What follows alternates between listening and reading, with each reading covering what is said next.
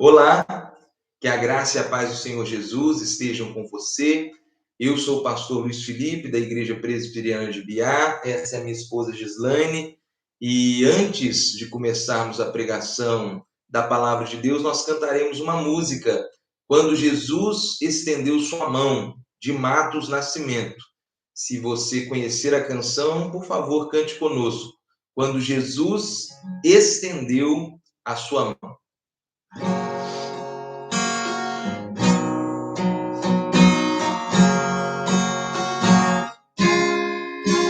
A minha alma estava longe do caminho do céu. Eu era pobre, perdido, pecador.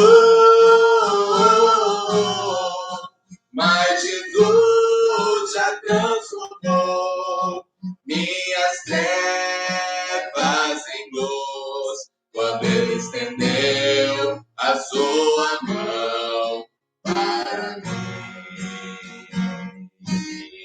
Quando Jesus estendeu a sua mão, quando Ele estendeu a sua mão para mim, eu era pobre, perdido, sem Deus, sem Jesus, quando Ele estendeu a sua mão para mim. Agora me regozijo desde que eu aceitei, e na tempestade eu posso sossegar, pois com Ele estou liberto do perigo e do mal, desde que estendeu a sua mão para mim. Quando Jesus estendeu a sua mão, quando Ele estendeu a sua mão para mim, eu era pobre, perdido, sem Deus, sem Jesus, quando Ele estendeu a sua mão para mim. Quando Jesus estendeu a sua mão, quando Ele estendeu a sua mão para mim, eu era pobre, perdido, sem Deus, sem Jesus, quando Ele estendeu a sua mão para mim. Faremos uma oração pedindo a iluminação do Senhor para a nossa pregação de hoje. Eu peço que a irmã Gislaine nos conduza nesta oração. Senhor Deus e Pai Todo-Poderoso, em nome do Teu Filho Jesus Cristo, ó Deus, nós nos colocamos na Tua presença, ó Pai, reconhecendo, ó Deus, que sem o Senhor nós não somos nada. Sim. Sem o Senhor nós não somos ninguém. Obrigada porque um dia o Senhor estendeu a sua mão para a gente, ó Pai. Nós podemos crer no Senhor Jesus como Senhor e Salvador das nossas vidas. Nós podemos entregar as nossas vidas ao Senhor. Muito obrigado, ó Pai, pela salvação em Cristo Jesus. Obrigado por teu amor, por tuas misericórdias. Abençoe este momento quando nós vamos ouvir uma porção da tua palavra. Usa o teu servo poderosamente, ó Pai, e o enche do teu Espírito Santo, para que ele possa ter autoridade de falar em nome de Jesus. E é em nome do teu Filho que nós agradecemos por tudo. Amém. Amém. Oséias, capítulo 14, do verso 1 ao verso 9. Abra sua Bíblia para acompanhar a exposição da palavra de Deus. E eu farei a leitura do verso 1 até o verso 9. Diz assim a palavra do Senhor: Volta, ó Israel, para o Senhor teu Deus, porque pelos teus pecados estás caído. Tende convosco palavras de arrependimento e convertei-vos ao Senhor. Dizei-lhe: perdoa toda iniquidade, aceita o que é bom, e em vez de novilhos, os sacrifícios dos nossos lábios. A Assíria já não nos salvará, não iremos montados em cavalos, e não mais diremos a obra das nossas mãos, tu és o nosso Deus. Por ti o órfão alcançará misericórdia, curarei a sua infidelidade, eu de mim mesmo os amarei, porque a minha ira se apartou deles. Serei para Israel como o orvalho, ele florescerá como o lírio e lançará as suas raízes, como o cedro do Líbano. Estender-se-ão os seus ramos, o seu esplendor será como o da oliveira, e a sua fragrância como a do Líbano. Os que se assentam de novo à sua sombra voltarão, serão vivificados como o cereal e florescerão como a vide. A sua fama será como a do vinho do Líbano. Ó Efraim, que tenho eu com os ídolos? Eu te ouvirei, cuidarei de ti. Sou como cipreste verde. De mim procede o teu fruto. Quem é sábio? Que entenda estas coisas. Quem é prudente? Que a saiba, porque os caminhos do Senhor são retos, e os justos andarão neles, mas os transgressores neles cairão. Você é o ponto fraco de Deus, disse Dave Leonardo, um palestrante famoso da internet. Em outra preleção, ele proferiu o seguinte: do coração de Jesus, você é o centro. Expressões como essas são usadas também por outros palestrantes da atualidade, além de Dave Leonardo, como Victor Azevedo.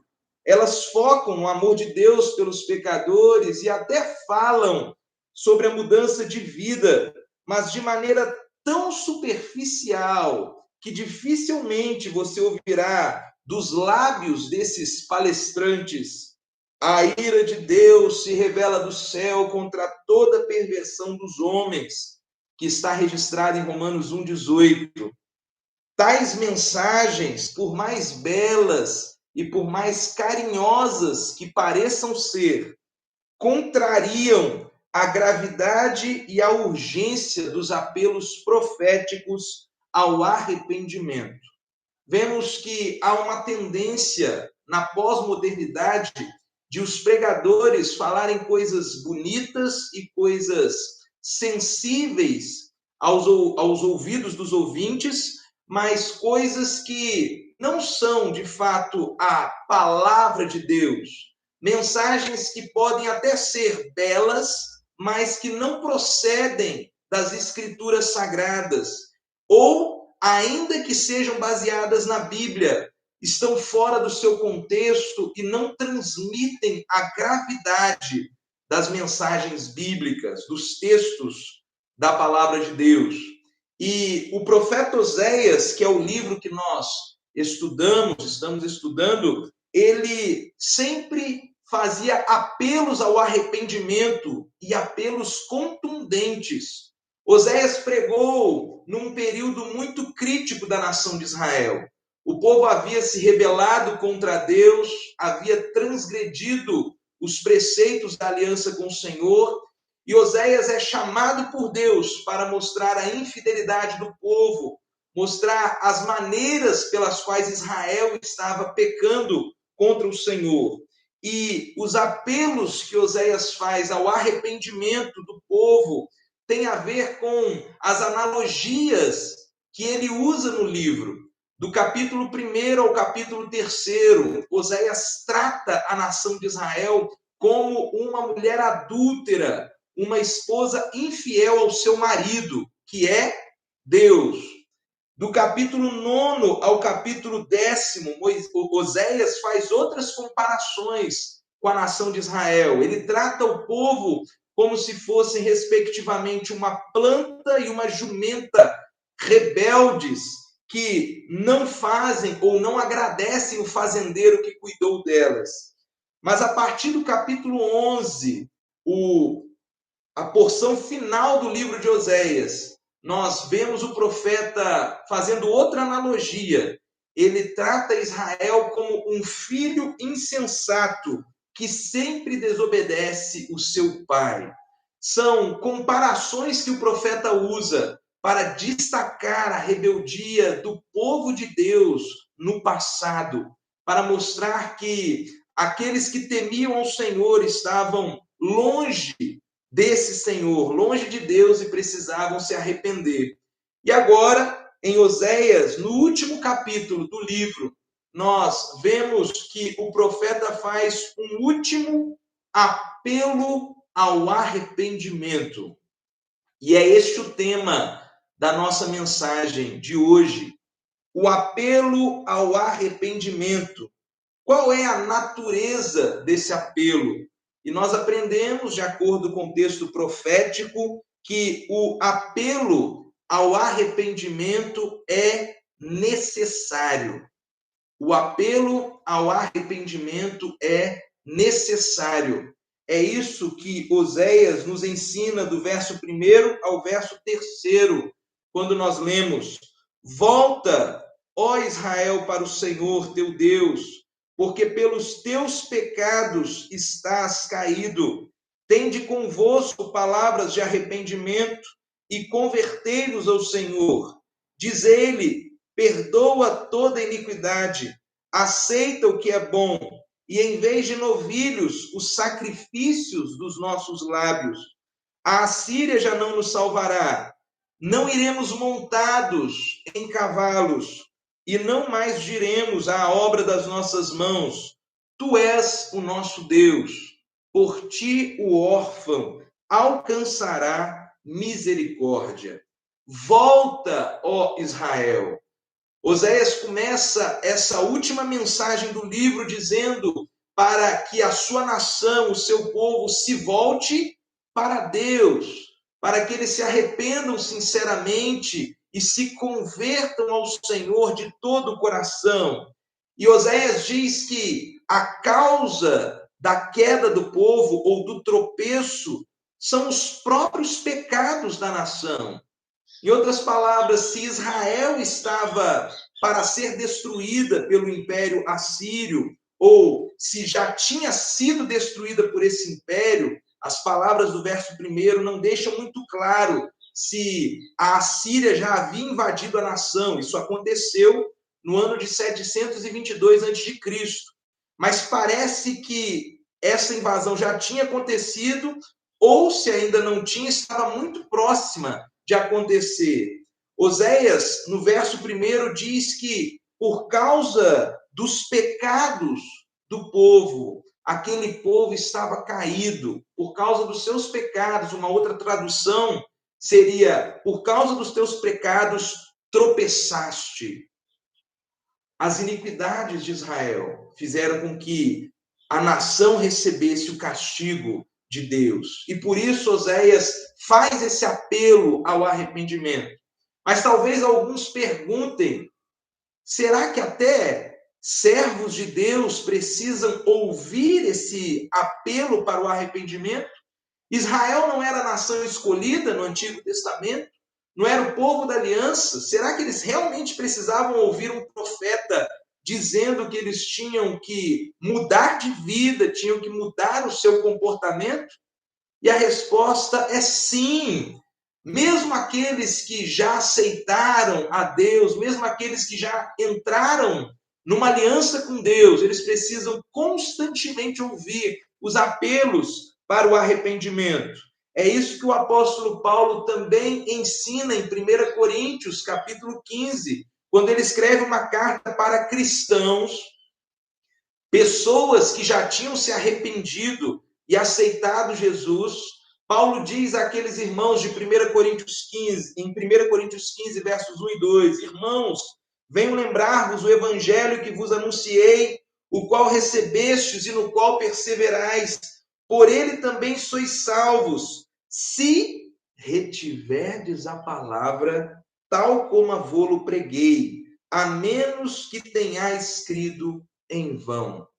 Perceba que o apóstolo Paulo está lembrando pessoas que já conheciam a Deus, que já tinham inclusive crido no Salvador, que é Jesus, mas ainda assim ele tinha que continuar lembrando esses irmãos da mensagem do Evangelho, ele tinha que continuar fazendo apelos a esses irmãos para se lembrarem do que Deus estava fazendo na vida deles. Da mesma forma, Oséias está lembrando os israelitas, o povo da aliança, que deveriam se voltar para o Senhor, que o arrependimento acontece sim em um determinado momento da vida para entrarmos em aliança com Deus, mas esse arrependimento também deve ser uma ação contínua, que acontece diariamente na nossa vida. Afinal, nós pecamos todos os dias e por isso todos os dias também devemos nos arrepender. E no verso 2, Oséias deixa claro qual era o tipo de arrependimento que Deus exigia. Ele diz para os israelitas terem palavras ou levarem palavras de arrependimento até o Senhor e não holocaustos, não novilhos para os sacrifícios. Por quê?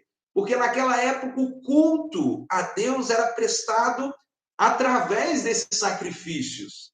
Deus exigia que as pessoas se achegassem até Ele em adoração, sacrificando animais, para que através desses sacrifícios as pessoas aprendessem que o salário do pecado é a morte. Logo, para se aproximar de um Deus santo e perfeito, alguém inocente tinha que morrer para simbolizar o perdão dos pecados das pessoas, dos servos de Deus. Hoje nós não fazemos esses sacrifícios porque Jesus, o Filho de Deus, já veio há 2000 anos e ofereceu o maior e mais perfeito sacrifício pelos nossos pecados. E todos aqueles que creem nele como seu Salvador não precisam mais oferecer sacrifícios de animais, porque o sacrifício de Jesus é suficiente para nos perdoar. Aliás, até aqueles sacrifícios de animais que eram oferecidos no passado, eles não perdoavam os pecados de ninguém, apenas lembravam o povo de que um dia, no futuro, viria um Salvador que pagaria os pecados daquele povo, daquelas pessoas. Então, Oséias está dizendo que esse arrependimento não deveria ser um arrependimento da boca para fora, não deveria ser um mero arrependimento cerimonial. Eu vou oferecer meu sacrifício, eu vou prestar meu culto a Deus, então isso já mostra que eu abandonei meus pecados. Não, mas ele diz que as palavras e também o comportamento, as palavras que os israelitas deveriam dizer para Deus no verso 2 são: perdoa toda iniquidade e aceita o que é bom em vez de novilhos. Eles deveriam usar as palavras certas, mas também deveriam pedir a Deus para aceitar as atitudes certas. Aliás, em outros textos da Escritura, nós aprendemos que as palavras são importantes somente porque elas transmitem aquilo que está no nosso coração. Em Mateus, capítulo 12, dos versos 33 a 35, o Senhor Jesus diz o seguinte: ou fazei a árvore boa e seu fruto bom, ou a árvore má e o seu fruto mau. Porque pelo fruto se conhece a árvore. Raça de víboras, como podeis falar coisas boas sendo maus? Porque a boca fala do que está cheio o coração. O homem bom tira do tesouro bom coisas boas, mas o homem mau do mau tesouro tira coisas más. O arrependimento genuíno, portanto, mudará as palavras que nós utilizamos. E essas palavras refletirão a mudança que Deus operou no nosso coração. É por isso que o apóstolo João também, em 1 João, capítulo 1, verso 9, diz: se confessarmos os nossos pecados, Deus, Ele é fiel e justo para nos perdoar os pecados e nos purificar de toda injustiça. É por isso também que o autor da carta aos Hebreus diz, em Hebreus capítulo 13, verso 15, que por meio de Jesus, nós devemos oferecer a Deus, hoje e sempre, sacrifício de louvor. A ideia de um holocausto que sai da boca, dos lábios, que é o fruto de lábios que confessam o seu nome. Então, de nada adianta as pessoas oferecerem cultos a Deus, lerem a Bíblia, orar, se o coração não for transformado e as nossas palavras não estiverem em harmonia com o arrependimento no nosso coração. O arrependimento a Deus é necessário e nós percebemos também no verso 3 que esse arrependimento vai nos fazer parar de confiar em coisas ou pessoas que não são nossos salvadores. Naquela época, havia 3 pecados que a nação de Israel cometia com frequência. No verso 3, Oséias aponta os 3 pecados mais frequentes, que eram a confiança. Primeiro, na Assíria, os israelitas achavam que se fizessem aliança com os assírios, eles seriam poupados do castigo de Deus. E Oséias diz que não é essa a confiança que eles deveriam ter. O segundo pecado era a confiança nos cavalos, que representam os carros de guerra, as armas para o combate. Oséias mostra para o povo que um verdadeiro arrependimento faria com que eles parassem de confiar na sua força bélica, nas suas armas de guerra, nos cavalos. E um terceiro pecado cometido também, que envolvia idolatria, era a confiança nos ídolos, nos deuses feitos pelas mãos de homens. Oséias diz que essa confiança nos ídolos era inútil, porque os ídolos não eram deuses verdadeiros.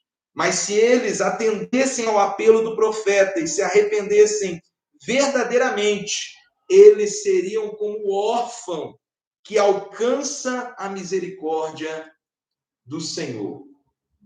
E essa menção ao órfão, no final do verso 3, nos lembra de Mateus 5, verso 3, onde o Senhor Jesus diz: bem-aventurados os humildes de espírito, porque deles é o reino dos céus. A palavra humildes, em Mateus 5:3, também poderia ser traduzida como pobres de espírito. Aqueles que se arrependem, que atendem ao apelo para o arrependimento, eles se despojam de toda confiança vã. Eles abrem mão de qualquer confiança em homens, em armas ou em falsos deuses, para confiar somente no perdão que Deus lhes promete dar, caso se arrependam. Então, aprendemos nesses primeiros 3 versos que o apelo ao arrependimento é necessário. Oséias precisava pregar para que a nação se arrependesse. Mas aprendemos também, a partir do verso de número 4 até o 8, que o apelo ao arrependimento é frutífero. O apelo ao arrependimento é frutífero. E é isso que Oséias nos ensina, por exemplo, a partir do verso 4. Curarei a sua infidelidade. Eu, de mim mesmo, os amarei, porque a minha ira se apartou deles. A Bíblia ensina que, por causa dos nossos pecados, não só a nação de Israel, mas todos nós estamos debaixo da ira de Deus. Em João, capítulo 3, verso 36, nós lemos o seguinte. João 3, 36. Por isso, quem crê no Filho de Deus tem a vida eterna.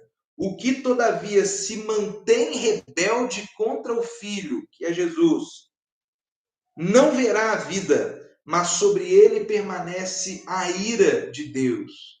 Aqui em Oséias, capítulo 14, verso 4, Deus prometeu que curaria a infidelidade do povo, a apostasia, o desvio daquela nação rebelde. Mas aqui se trata de uma profecia futura, que falava de um período que ainda estava para chegar. Agora, em João, capítulo 3, verso 36, que lemos, fala de uma realidade presente. Fala de hoje. Aqueles que hoje se arrependem dos pecados, atendem ao apelo para o arrependimento e creem em Jesus como seu único Senhor e Salvador, aceitam Ele e recebem o Espírito Santo, essas pessoas hoje serão protegidas da ira vindoura. Serão protegidas no dia do julgamento, porque o sacrifício de Jesus na cruz é suficiente para fazer com que a ira de Deus, que paira sobre nós, seja desviada e afastada para bem longe. Porque na cruz, Cristo sofreu a ira de Deus pelos pecados dos seus escolhidos. Então, aqueles que creem nele são poupados e serão poupados dessa ira. Oséias continua mostrando outras bênçãos que Israel receberia se atendesse ao apelo para o arrependimento. E a partir do verso 5, o profeta faz uma série de comparações de Israel com plantas.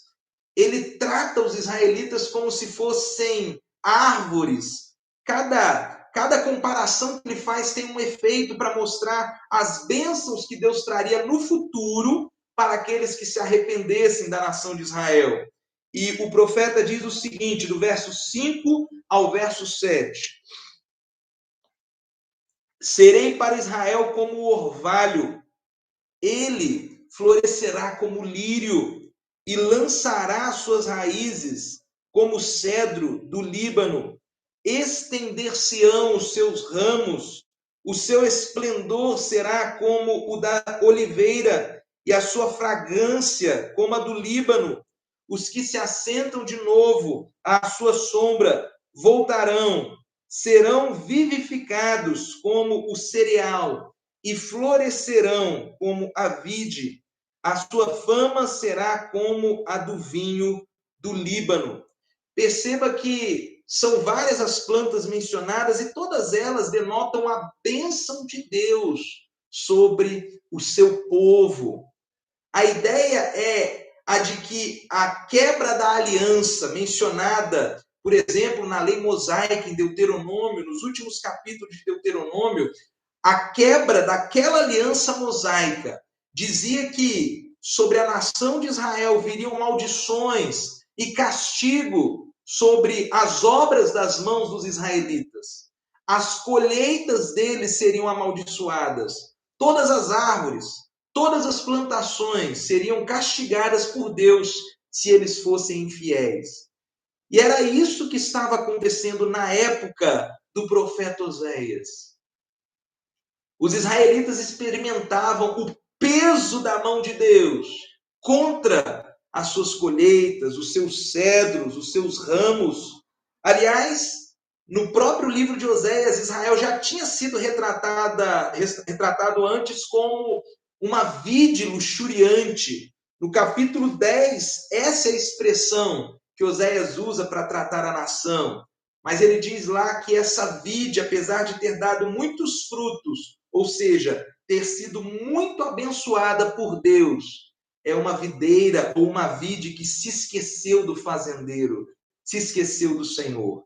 Aqui, de novo, Oséias usa essa linguagem figurada para se referir à nação, mas diz que no futuro, se a nação se arrependesse dos seus erros, Deus a abençoaria e Deus faria dela uma plantação, Deus faria deles, do povo dele, uma nação abençoada, como se fossem árvores saudáveis, viçosas.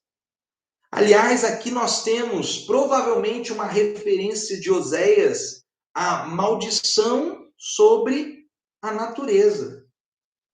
Em Gênesis, capítulo 3, verso 17, nós lemos que depois do pecado de Adão e Eva, Deus lança uma maldição sobre o nosso planeta, sobre a terra, e ele diz que a terra produziria cardos e abrolhos e que o relacionamento do ser humano com a natureza, por causa do pecado, seria corrompido. Mas, agora, Oséias está profetizando que aqueles que se arrependessem, atendessem ao apelo, eles seriam abençoados e aquela maldição sobre a natureza seria revertida em bênçãos para os arrependidos. E nós cremos que essa profecia de Oséias vai se cumprir no futuro, quando Jesus, o Filho de Deus, voltar. Em Romanos capítulo 8, o apóstolo Paulo diz que a natureza está gemendo. A criação chora pelo retorno de Cristo, porque quando ele voltar, os ímpios serão julgados, mas aqueles que se arrependeram e creram em Jesus serão abençoados e viverão numa nova terra perfeita. As colheitas nessa nova terra não terão pragas, elas não sofrerão com os problemas que sofremos hoje, porque lá não haverá nenhuma condenação, nenhuma maldição para os arrependidos, para aqueles que creram no Senhor. Oséias termina essa segunda sessão do seu oráculo no verso 8, dizendo o seguinte: ó Efraim, que tenho eu com os ídolos? Eu te ouvirei e cuidarei de ti. Sou como o cipreste verde. De mim procede o teu fruto. Aqui a analogia que Oséias faz é alterada. Do verso 5 ao verso 7, Oséias trata Deus, claro que é uma figura de linguagem, mas ele usa essa figura de linguagem para se referir a Deus como o orvalho, como a chuva que abençoaria o povo, abençoaria os arrependidos.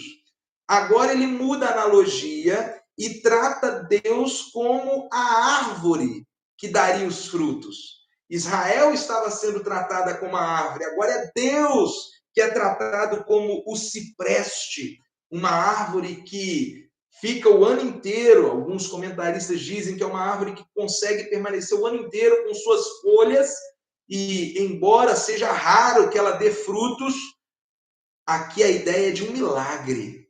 Deus seria como um cipreste frutífero, uma árvore que frutificaria e daria todas as bênçãos, tudo aquilo que o povo precisasse. Aliás, aqui há um trocadilho de palavras no hebraico.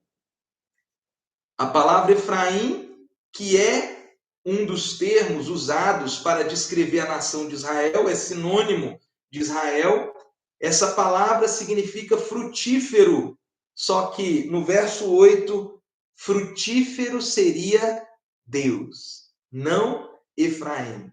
Efraim só receberia os frutos da bênção do Senhor. E o verso 8 também ensina que o cuidado de Deus no futuro para com aqueles que se arrependessem seria um cuidado contínuo, porque ele ouviria e cuidaria do seu povo.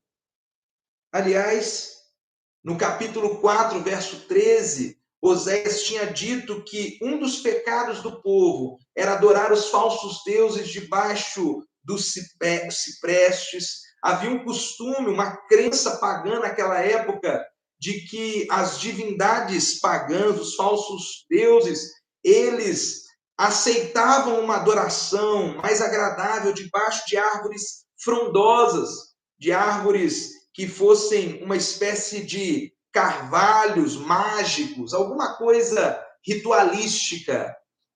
mas aqui Deus deixa claro que não havia essa necessidade. O povo não precisava adorar debaixo desses carvalhos, que era um dos pecados que eles cometeram no capítulo 4, verso 13. Porque o único carvalho, ou a única árvore para o qual o povo deveria se dirigir e ficar debaixo da sombra, seria a árvore considerada, ou seja, a proteção de Deus. Ele é essa árvore frutífera que cuida e abençoa o seu povo. Essa linguagem também foi usada por Jesus. Em João, no capítulo 15, dos versos 1 a 5, lemos o seguinte, João 15, 1 a 5. Eu, disse Jesus, sou a videira verdadeira e meu pai é o agricultor. Todo ramo que estando em mim não der fruto, ele corta. E todo que dá fruto, ele limpa para que produza mais fruto ainda. Vós já estáis limpos pela palavra que vos tenho falado. Permanecei em mim e eu permanecerei em vós. Como não pode o ramo produzir fruto de si mesmo, se não permanecer na videira? Assim nem vós o podeis dar, se não permanecerdes em mim. Eu sou a videira, disse Jesus. Vós os ramos. Quem permanece em mim e eu nele, esse dá muito fruto, porque sem mim nada podeis fazer. Os discípulos de Jesus, aqueles que creem nele, assim como Israel, podem ter certeza de que a fonte das suas bênçãos, a origem de todas as suas dádivas, do pão de cada dia, das roupas que vestem, do perdão dos pecados, a fonte de todas essas bênçãos é só uma: o Senhor Jesus. Ele é a videira verdadeira e se nós crermos nele, nós estaremos conectados a ele e por causa de Jesus, não por causa das nossas obras, mas dele, nós seremos abençoados pelo Senhor.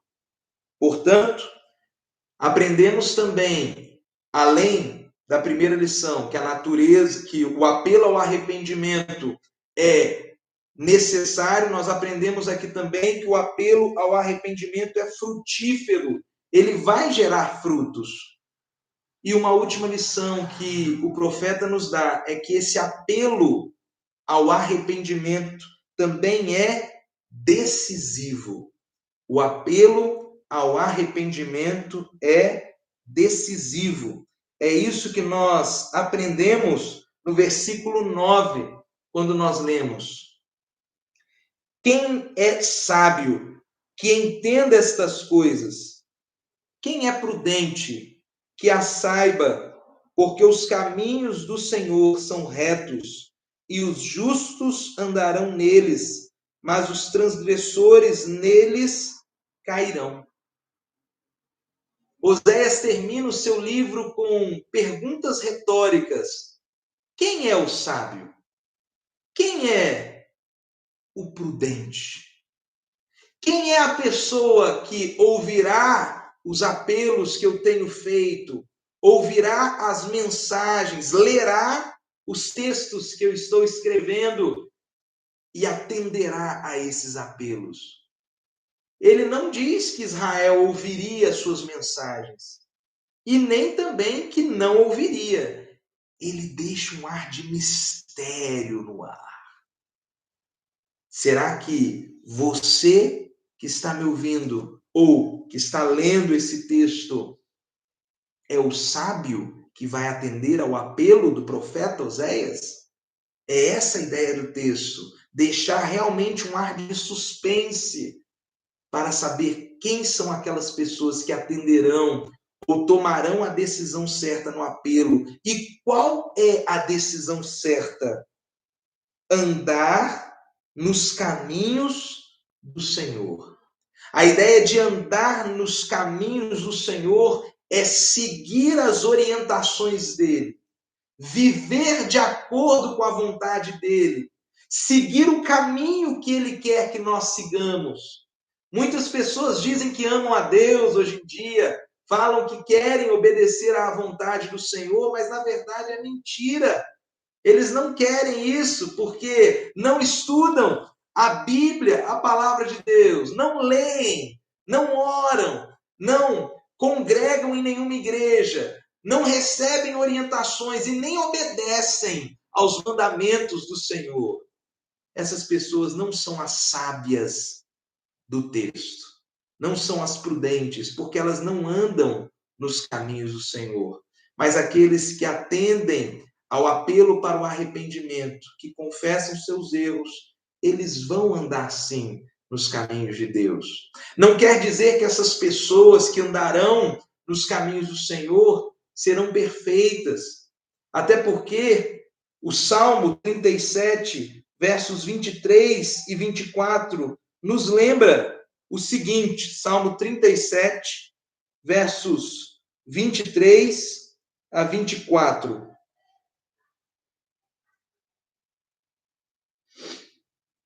O Senhor firma os passos do homem bom, e no seu caminho se compraz. Se cair, não ficará prostrado, porque o Senhor o segura pela mão.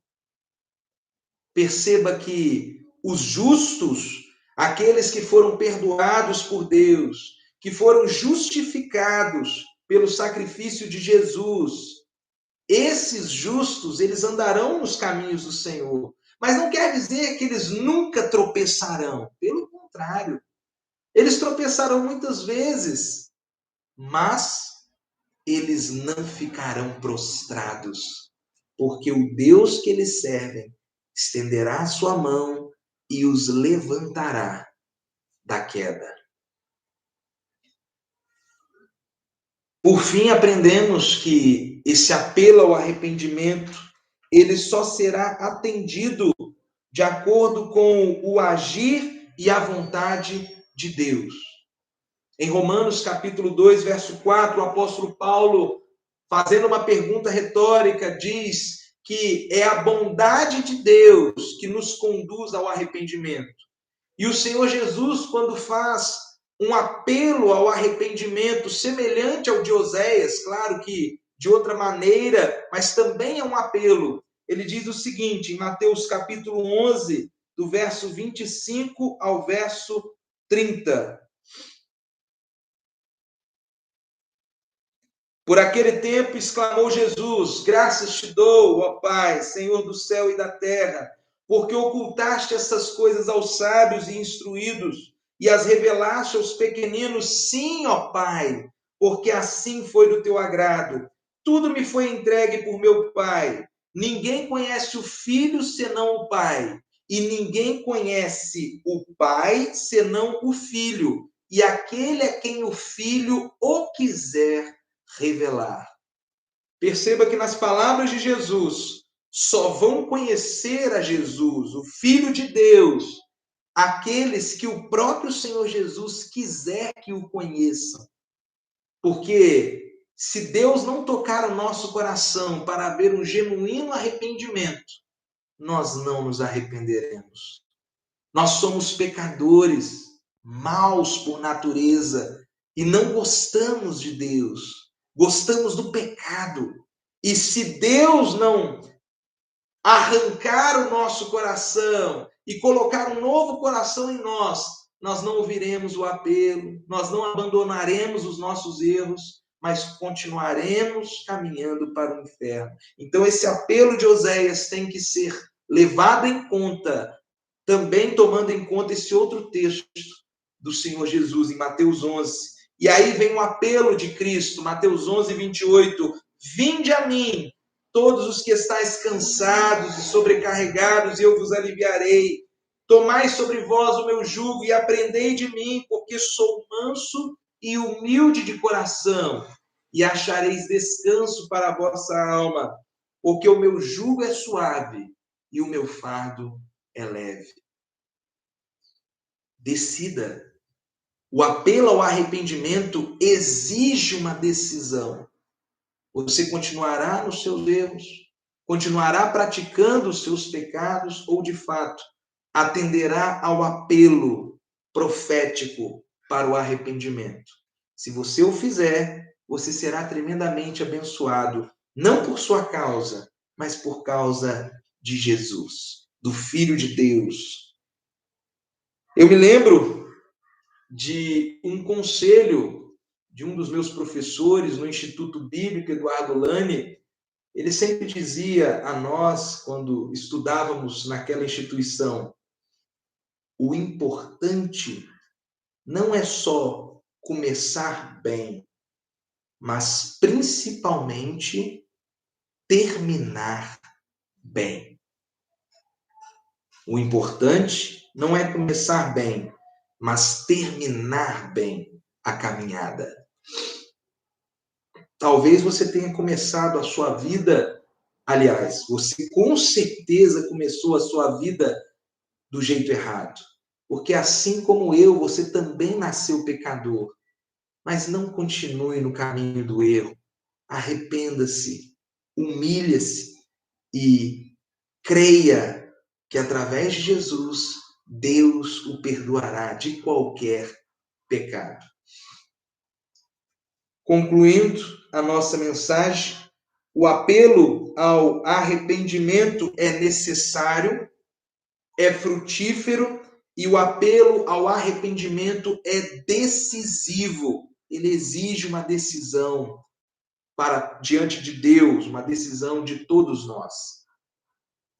A Confissão de Fé de Westminster, no capítulo 15, parágrafos 3 e 4, ensina o seguinte: ainda que não devemos confiar no arrependimento como sendo de algum modo uma satisfação pelo pecado, ou em qualquer sentido a causa do perdão dele, o que é ato da livre graça de Deus em Cristo, contudo, ele é de tal modo necessário aos pecadores que sem ele ninguém poderá esperar o perdão. Como não há pecado tão pequeno que não mereça a condenação, assim também não há pecado tão grande que possa trazer a condenação sobre os que se arrependem verdadeiramente. Algumas aplicações desse texto para a nossa vida. Primeira, aceite o apelo arrependendo dos pecados e crendo em Jesus como seu único Salvador e Senhor. Se você ouviu essa mensagem, se você percebeu que Deus de fato está tocando o seu coração, não resista à voz de Deus, mas atenda ao apelo, ao chamado para o arrependimento. Confesse os seus erros, peça perdão a Ele e creia que na cruz Jesus pagou todos os seus pecados. Acredite que no primeiro dia da semana, Cristo ressuscitou dos mortos para te dar uma nova vida. Creia que Ele subiu ao céu, está sentado no trono dele e que voltará para buscar a sua igreja, aqueles que se arrependeram e se arrependem diariamente. Mas entre em aliança com Jesus hoje. Faça uma oração depois dessa mensagem e um compromisso com o Senhor de se arrepender dos seus erros e crer em Jesus como seu único Senhor e Salvador. Segunda aplicação, acredite nos frutos do arrependimento, do apelo ao arrependimento, independente de os ver ou não. Talvez você esteja pregando o arrependimento para alguém, dizendo a alguma pessoa para se arrepender, como o profeta Oséias fez àquela nação. Ao que parece, ninguém ouviu o profeta, ninguém se arrependeu, e talvez aconteça o mesmo comigo e com você. Contudo, devemos nos lembrar do que Deus disse em Oséias 55, verso 11. Assim será a palavra que sair da minha boca, não voltará para mim vazia, mas fará o que me apraz e prosperará naquilo para que a designei. A palavra do Senhor não voltará vazia. Ela cumprirá os seus propósitos. Talvez o seu apelo não seja necessariamente para arrepender alguém, mas para mostrar àquela pessoa os pecados dela. E no dia do juízo, ainda que ela não se arrependa, o seu apelo serviu para mostrar e revelar àquela pessoa que ela de fato era uma pecadora tremenda. Então, acredite que o apelo tem os seus frutos. Você pode até não vê-los, talvez eles terão frutos só no futuro. Talvez alguém para quem você pregue hoje não te ouça ou parece não estar ouvindo, mas no futuro essa semente germinará. Acredite, os frutos virão no tempo e de acordo com a vontade do Senhor. Terceira aplicação: verifique se você e outros estão produzindo continuamente os genuínos frutos de arrependimento. Em 2 Coríntios, capítulo 13, verso 5, o apóstolo Paulo nos diz: examinai-vos a vós mesmos para ver se estáis na fé. Provai-vos a vós mesmos. Ou seja, diariamente devemos nos autoexaminar para verificar se estamos realmente nos arrependendo dos pecados, porque o arrependimento é contínuo, é todos os dias. Eu peco hoje contra minha esposa ou contra os meus filhos, eu devo pedir perdão a eles. Peco contra Deus, devo pedir perdão a Ele diariamente. Então, continue se arrependendo e sempre verificando se os frutos desse arrependimento são genuínos. Algumas pessoas pensam que se arrepender é chorar pelos pecados.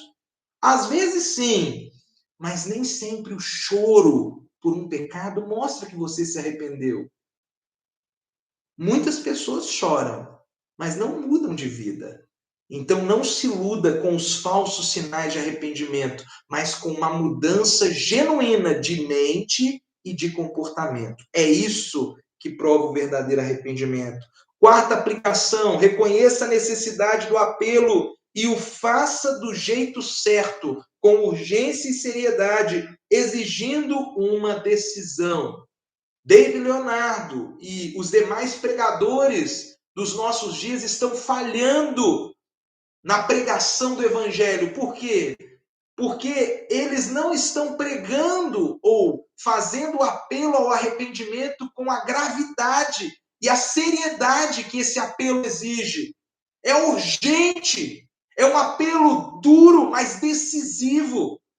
E sem esse apelo, sem essa confrontação de pecados, as pessoas não se arrependerão. Então, faça você também o apelo do jeito certo, com urgência e seriedade. Porque quem não atende a esse apelo vai para o inferno e sofrerá por toda a eternidade.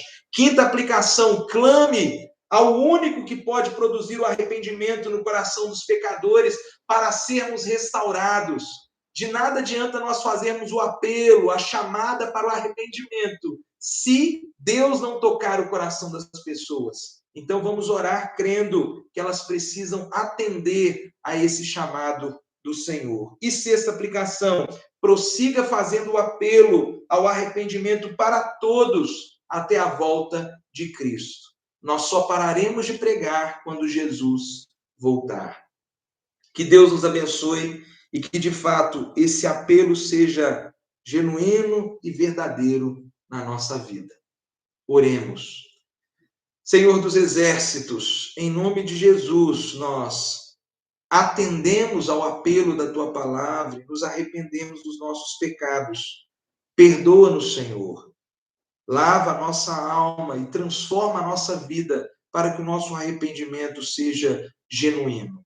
E que nós façamos o apelo como Oséias fez, com convicção, coragem, amor pelos pecadores, despertando-lhes a consciência, crendo que, claro, é o Senhor quem toca o coração deles, mas que se não apelarmos, se não pregarmos o arrependimento, eles não se arrependerão. Então, usa-nos, Senhor, desperta-nos para anunciar a Tua mensagem urgente para a glória do Teu nome. E toca o coração daqueles que me assistem para realmente atender a esse apelo e fazer esse apelo a outros também. A nossa nação está sofrendo, bem como outras nações, com o coronavírus. E nós sabemos, Senhor, que esse sofrimento é também por causa dos nossos pecados. Faze-nos arrepender, Senhor. Amar mais o Senhor, valorizar mais a igreja, a comunhão contigo. é a nossa oração em nome de Jesus. Amém.